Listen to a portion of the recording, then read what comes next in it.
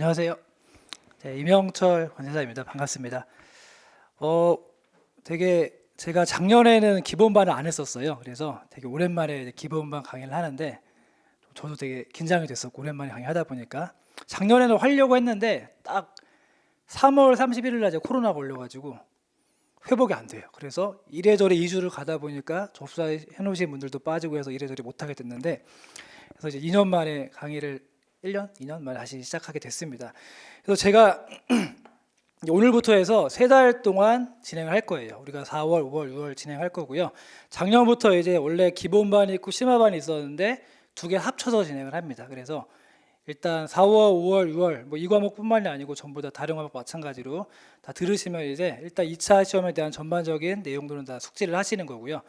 그리고 아마 대부분 처음으로 하시는 분들이 대부분일 거예요. 지금 이 강의의 대상도 처음인 대상이 맞기 때문에 저는 여러분들이 아무것도 모른다는 전제로 진행할 겁니다. 혹시 한번 해보신 분들은 다시 한번 들으시면 더 좋을 것 같고요. 그래서 원래 저도 그랬고 2차를 먼저 하는 게 맞아요. 왜냐하면 1차 공부는 아무래도 2차의 한 10분의 1 정도밖에 수준이 안 돼요. 그렇기 때문에 보통 2차를 먼저 시작을 하고 4월, 5월, 6월 얼마 전에 1차 끝났으니까 4, 5, 6, 7, 8, 9까지 쭉 2차 하다가 이제 가을에 돼서 1차를 다시 시작하는 식으로 공부를 하게 됩니다. 저도 그랬고요. 그래서 지금 여러분들 아마 처음 시작하시는 것 같은데 뭐 어떤 계기로 이 관세사라는 과목에 이 청춘들을 올인하게 되실지는 모르겠지만 일단 여기 오셨으면 이제 여러분들은 뒤에 나갈 길이 없는 겁니다. 지금 나 자신 없다. 그럼 지금 나가셔야 돼요. 진짜로. 왜냐하면 우리 시험뿐만이 아니고 요새 뭐 아시겠지만 너무너무 어려운 시대잖아요. 취업도 안 되고 여러 가지로 뭐 기성세대나 다 젊은 분들 다 마찬가지로 어려운데 지금 대부분 아마 대학생이나 3학년, 4학년 막 졸업하신 분, 졸업 조금 늦추신 분, 제대하고 막 오신 분들 대부분일 거예요.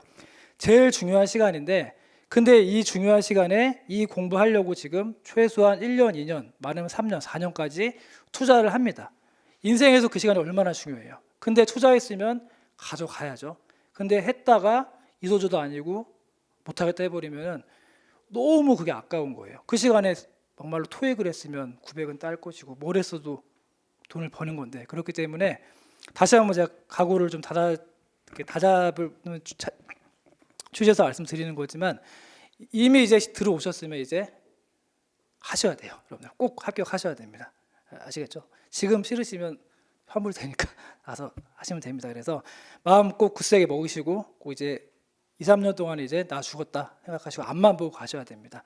그리고 이제 이런 뭐 고시 공부 하다 보면은 뭐 지금은 잘 모르시겠지만 온갖 잡소리 유언비어가 되게 많아요. 뭐 어떻대 연봉 얼마밖에 안 된대 뭐 전망 없대 그냥 앞만 보고 가셔야 돼요. 그런 것들은 합격하고 생각하셔도 됩니다. 꼭 공부도 못하고 하는 게 없는 사람들이 입만 살아가지고 막 그런 얘기 관세사 전망이 없는 어쩌네 그러는데 의사도 전망 없고 변호사도 전망 없어요. 요즘 세상에 전망 있는 직업이 뭐예요?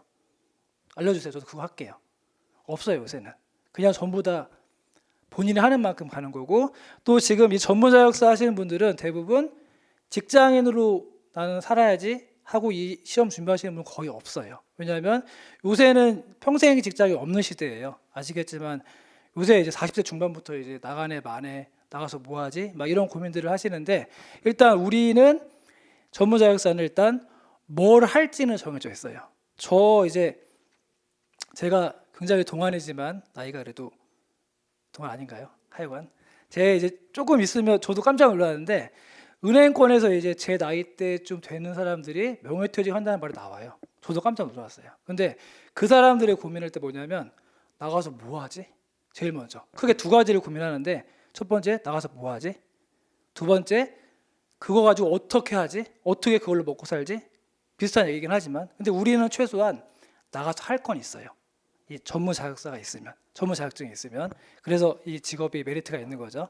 그래서 그런 뭐 여러 가지 필요성이나 요새 많이 이제 그런 것 때문에 공부하시는 것 같은데 그리고 이제 관세사라는 직업이 되게 저 같은 되게 재밌거든요. 물론 뭐 아니다라 하시는 분들도 계시겠지만 사람 하기 나름이에요. 저 같은 되게 재미있고 이게 이제 원래는 지금도 잘 모르지만 대부분이 몰라요. 엄마 나 오늘부터 관세사 준비하기로 했어. 엄마는 아시겠구나. 뭐 주변에 뭐 고모나 삼촌이나 관세사? 관제사? 그게 뭐지? 다 이렇게 나와요. 아마 아실 거예요. 왜냐하면은 저희 직업이 상대하는 게 대부분 기업들이에요. 기업, 특히 수출입 기업들. 그렇기 때문에 일반인들은 몰라요. 알 필요도 없고 들어본 적도 없고. 그런데 요새는 제가 저번에도 한번 잠깐 설명드렸는데 설명할 때도 해외 직구를 워낙에 많이 하다 보니까 일반인들도 관세사를 알게 돼요. 왜냐하면 내가 해외 직구를 뭐 샀는데 띡 어느 날 문자가 딱 와요.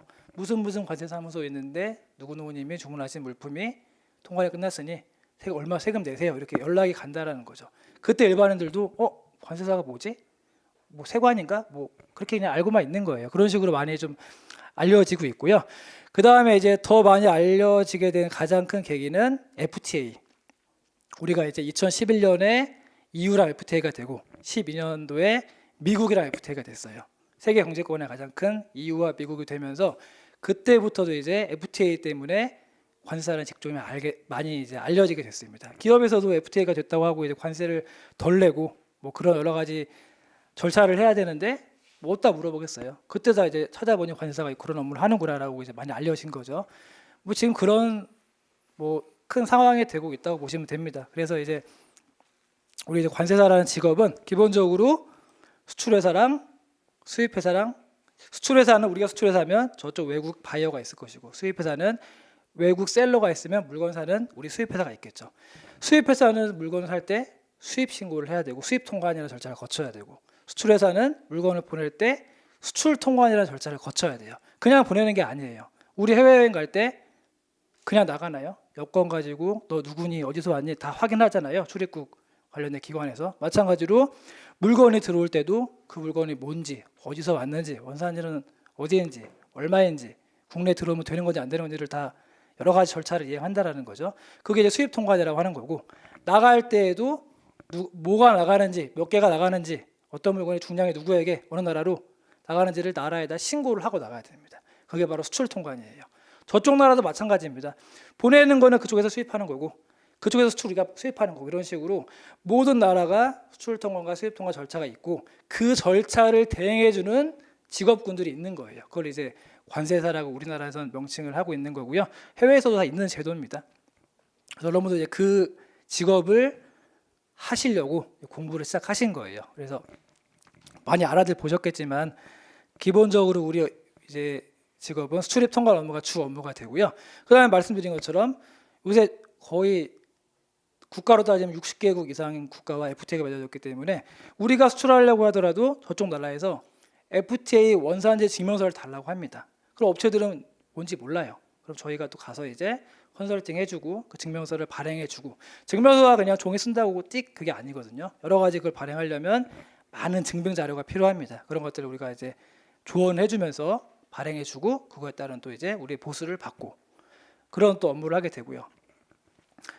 그리고 이제 기타 이제 무역업체에서 무역과 관련된 여러 가지 어떤 자문이나 상담이나 조언이나 관련된 여러 가지 행정 절차를 저희가 다 대행하는 업무를 하고 있어요. 그게 이제 관세사들의 주 업무라고 보시면 됩니다. 그리고 또 크게 나아가서는 이제 요새 또 AEO라고 또 하는 제도가 있어요. 나중에 관세법 하실 때 배우시겠지만 옛날에 그 2011년 9.11 테러가 났을 때 알카에다인가 누군가 하여튼 미국에서 큰 사고가 났잖아요.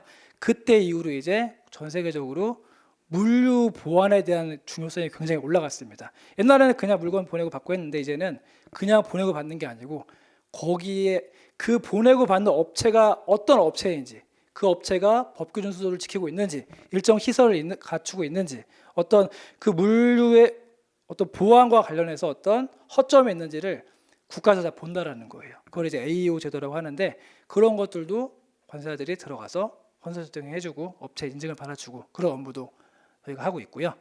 그다음에 또 항상 이제 국가기관이랑 우리 기업이랑 사이가 좋은 게 아니죠. 예를 들어서 내가 뭐 수입을 했는데 세금을 8% 내고 수입했는데 어느 날 갑자기 관세청에서 니네 이거 10%였으니까 2% 토해내.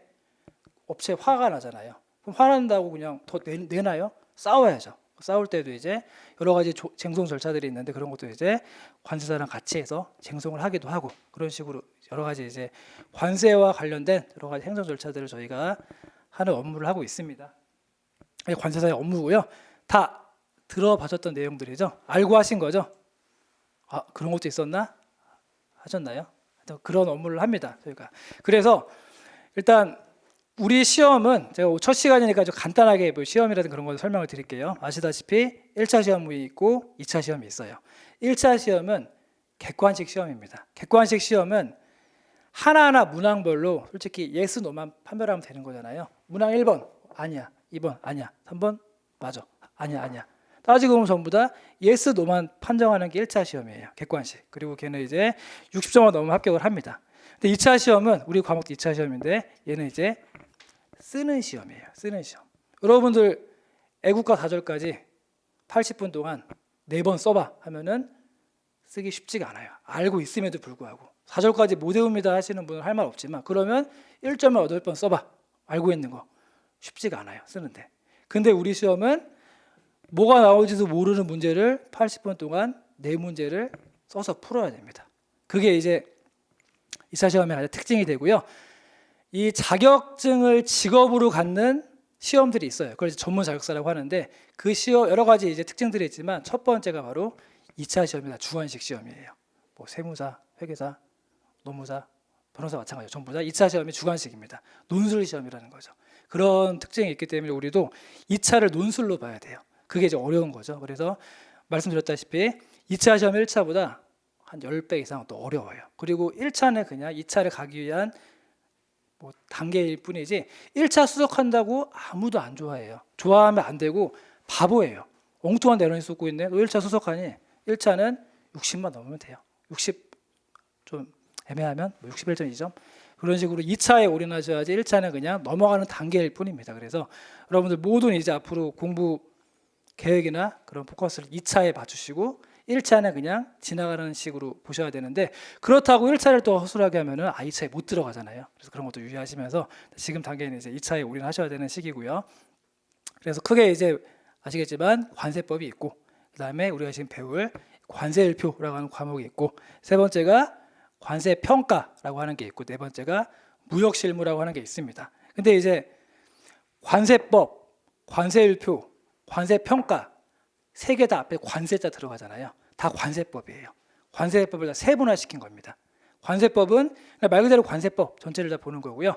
관세평가는 관세법 중에서 30조만 떼서 되게 깊이 있게 보는 거예요. 그다음 우리가 공부할 관세일표는 관세법 맨 끝에 말 그대로 어떤 표가 붙어 있어요. 그걸 이제 관세일표라고 하거든요. 그 관세일표만 우리가 공부를 하는 겁니다. 그래서 기본적으로 관세법에 대한 파트별로 보는 게 우리 2차 시험의 절차들이구나, 과목들이구나 좀 보셔야 되고요. 물론 무역실무는 또 예외입니다. 무역실무는 이제 말 그대로 실무잖아요. 실무라는 건 법이 아니에요. 상관습. 우리 무역학과 나오신 분들 대부분이시죠. 무역상무라고도 하는데 그런 상관습이나 어떤 학문이나 그런 게 이제 아우러져 있는 게 무역실무고 물론 그 안에 대외무역법이나 외국환거래법 들어가지만 그렇게 네 가지로 구성이 되어 있습니다. 근데 이제 많은 수험생들이 이 관세일표를 제일 어려워합니다. 처음에 할 때만. 지금 다 새 책, 반짝반짝 새 책들인데 보시면 아시겠지만 되게 막 이게 뭐야? 전혀 감이 안 오시죠? 아마 그러실 거예요. 뒤에 보시면 화학 관련된 얘기도 나오고 동물, 식물, 광물, 연료, 휘발유 저 뒤에 가면 섬유 같은 내용도 나오고 기계도 나오고 금속도 나오고 아주 많은 내용들 내가 태어나서 한 번도 보지 않았던 내용들이 많이 실려 있습니다. 나는 분명 관세사 하려고 사회과학 계열이나 대충 보통 다 사회학 인문 이쪽일 텐데 대학교 나왔는데 이상한 것들 막 잔뜩 있어요. 그러니까 사람들이 다 되게 어려워하고 진입장벽을 높게 생각을 합니다. 저도 그랬어요. 당연한 거예요. 왜냐하면 우리는 다 이공계가 아니기 때문에 대부분 물론 이공계생들도 계시겠지만 근데 막상 그렇게 어려워 보이지만 나중에 공부하시고 보면은 합격생들 얘기 들어보셔도 아시겠지만 제일 쉬운 게 바로 이 과목입니다. 제일 쉬워요.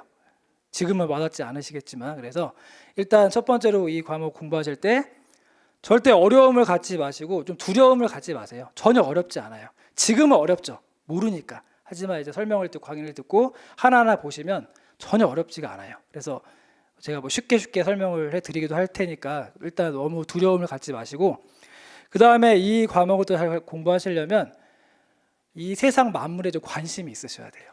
난 귀찮아, 보기 좀 싫어.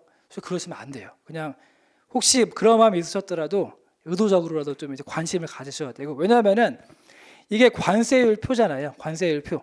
조금 이따 설명 보여드리겠지만 관세율 표라는 게 물건마다 나와 있는 A라는 어떤 물품이 있어요. 물품이 있으면 여기에 관세가 8% 딱 명시가 되어 있습니다. 관세는 수입할 때만 내는 거예요. 그건 아시죠? 수출할 땐 관세 없습니다. A가 수입이 되면 관세를 8% 부과하겠다라는 거예요. 그러면 어떤 B라는 물건이 있습니다. B라는 물건은 관세가 예를 들어 6%입니다. 아, B는 6%구나. C는 몇 프로구나. 이런 식으로 물품별로 관세율이 몇 프로인지를 쭉 나타낸 표. 그게 바로 관세율 표예요. 그래서 관세법에 보면 수입 물품에는 관세를 부과한다라고만 되어 있고 그 물건별로 관세가 몇 프로인지는 뒤에 있는 표를 봐라 이렇게 되어 있어요. 그래서 이 두꺼운 내용이 바로 그 표라는 거죠. 그래서 우리는 이제 우리 관세자하고 수입 통과 수출 통과를 해야 되니까 들어오는 물건이 관세가 몇 프로인지를 우리가 판단하고 우리가 세금 부과를 하는 거예요. 그렇기 때문에 이 관세율 표라고 하는 과목이 관세법의 맨 뒤에 붙어 있는 겁니다. 이름이 관세율 표예요.